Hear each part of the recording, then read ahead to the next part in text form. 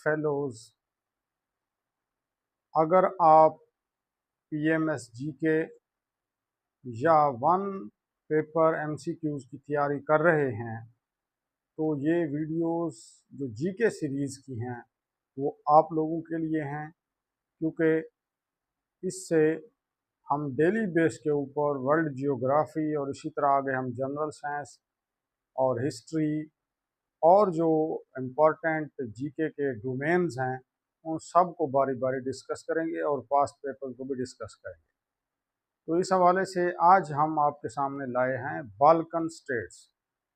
तो इस वीडियो में हम बाल्कन जो कंट्रीज़ हैं उनको देखेंगे, उसके मैप को देखेंगे और कैपिटल्स को देखेंगे। तो चलें मेरे साथ।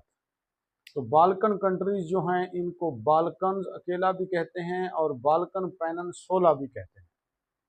बाल्कन पेनिनसुला एक जियोग्राफिकल जो है वो टर्म है, क्योंकि ये बाल्कन माउंटेन्स हैं बल्गारिया के अंदर, जो कि इसी बाल्कन स्टेट्स में से एक कंट्री है। तो वो बाल्कन माउंटेन उस बल्गारिया में से गुजरती हैं, उस हवाले से इसका नाम जो है वो रखा हुआ है बाल्कन स्टेट्स या अकेला बाल्कन्स। ये साउथ ईस्ट यूरोपियन पार्ट के अंदर हैं। पहले हमने नॉर्दर्न पार्ट डिस्कस किया था, फिर हमने पिछली वीडियो में ईस्टर्न पार्ट डिस्कस किया है।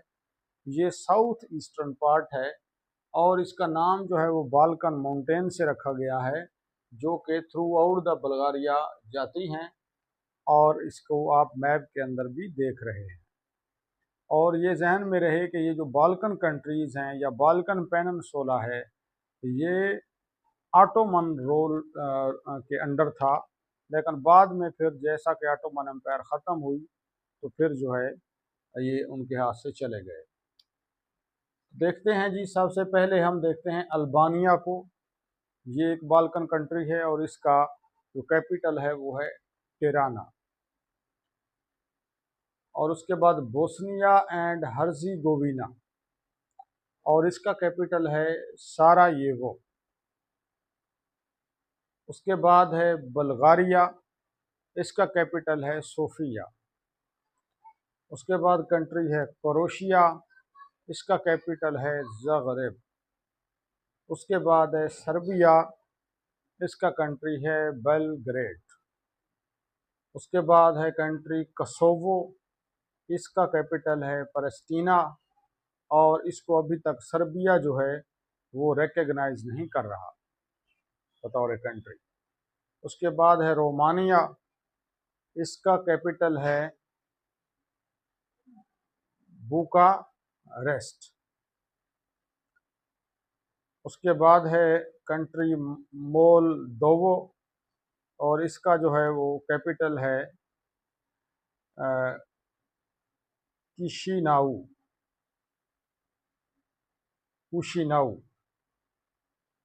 और उसके बाद है कंट्री मोंटेनिग्रो, इसका कैपिटल है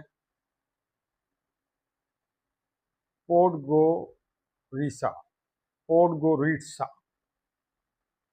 उसके बाद कंट्री है नॉर्थ मैसेडोनिया, इसका कैपिटल है स्कोप्ये।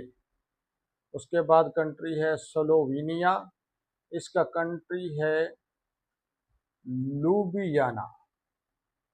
उसके बाद कंट्री है ग्रीस, इसका कैपिटल है एथेंस। और ये एथेंस आजकल के दौर के हवाले से ये देख लें कि 776 BC के अंदर यहाँ से ओलंपिक्स का आगाज़ हुआ और फिर 1896 के अंदर जो है दोबारा मॉडर्न ओलंपिक्स का आगाज़ हुआ और 1924 के अंदर विंटर ओलंपिक्स का आगाज़ हुआ फ्रांस में से। तो सबसे पहले जो ओलंपिक का लफ्ज़ ओरिजिन जो है वो एथेंस से है 776 BC और फिर बाद में 1896 के अंदर इसको दोबारा रिन्यू किया गया मॉडर्न ओलंपिक्स को। और बाद में जो विंटर ओलंपिक्स है उसका जो है वो फ्रांस से आगाज़ हुआ 1924 में। फिर हंगरी है, हंगरी का कैपिटल बुडापेस्ट है। फिर नॉर्थ हिस्सा आता है टर्की का। ये सारे का सारा जो है वो बाल्कन पेनिनसुला है। اب اس بالکن پیننسولا اور ساتھ میں ہے اٹالین پیننسولا، ان کے درمیان ایک سی ہے جس کو کہتے ہیں ایڈریاٹک سی۔ اب یہ نارتھ موسٹ پارٹ ہے کس کا؟ اٹلانٹک اوشن کا، اور یہ سپریٹ کرتا ہے اٹالین پیننسولا کو کس سے؟ بالکن سے۔ اور یہ ایکسٹینشن ہے میڈیٹرینین سی کی، from street of اوٹرینٹو to P O valley. تو یہ میپ میں بھی آپ دیکھ رہے ہیں کہ جو پی او ویلی ہے اٹلی کی، تو جو پی او دریا کا علاقہ ہے، وہاں سے یہ شروع ہوتا ہے اور اسٹریٹ آف اوٹرینٹو تک جو ہے وہ آتا ہے۔ اب اسٹریٹ آف اوٹرینٹو کیا ہے؟ یہ دراصل کنیکٹ کرتی ہے ایڈریاٹک سی کو ایونک سی کے ساتھ۔ اب ہم ذرا ایسٹ والی سائڈ پہ، ساؤتھ ایسٹ سائڈ پہ چلتے ہیں، بالکن کی ساؤتھ ایسٹ سائڈ پہ، تو وہاں پر ایسٹرن سائڈ پہ بلیک سی ہے جو کہ ڈیوائڈ کرتا ہے یورپ اور ایشیا کو۔ تو یاد رکھیں جو بلیک سی ہے وہ ڈیوائڈ کرتا ہے یورپ اور ایشیا کو، اور اسی طرح جو ریڈ سی ہے وہ آئی تھنک سو ڈیوائڈ کرتا ہے افریقہ اور ایشیا کو۔ اچھا، تو یہاں پر آتا ہے سی آف مارا مارا۔ یہ کیا کرتا ہے؟ یہ کنیکٹ کرتا ہے بلیک سی کو ایجین سی کے ساتھ، اور درمیان میں جو ہے وہ باسفورس سٹریٹ بھی پڑتی ہے۔ جو سٹریٹ سی آف مارا مارا ہے یہ بلیک سی کو کنیکٹ کرتا ہے ایجین سی کے ساتھ، ٹھیک ہے، اور درمیان میں اس کے سی آف مارا مارا کے اندر ہی باسفورس سٹریٹ بھی